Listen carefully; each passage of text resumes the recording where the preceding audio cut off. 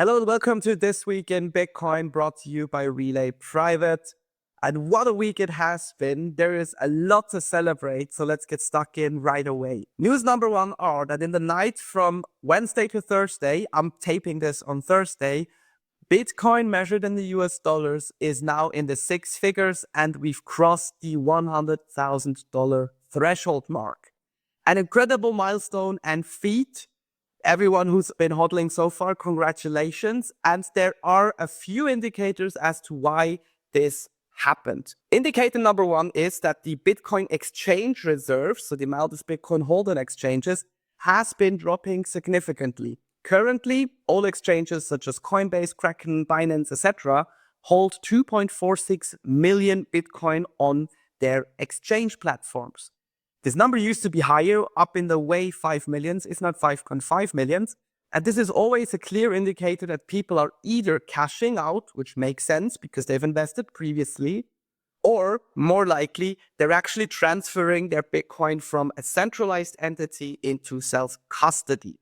We as a self-custody platform obviously encourage this, and it's great to see that the centralized entities who do offer a service are now moving on and enabling people to get into self-custody. Then we have to speak about Michael Saylor's presentation to Microsoft, because this rise in Bitcoin's price is also a great time for companies who hold Bitcoin.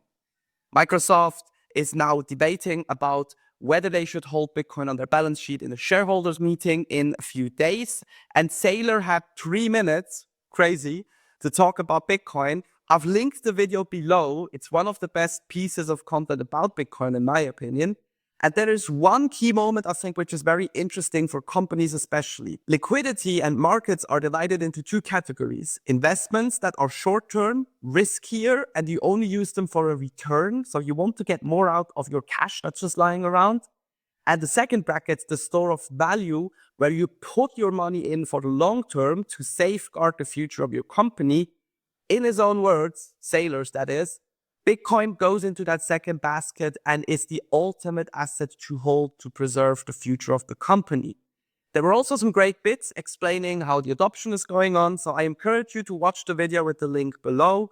And just as always, Saylor's there doing a great job of explaining Bitcoin in his own terms. Whether Microsoft will follow now and actually adopt Bitcoin, we'll see. We'll need to wait a few days.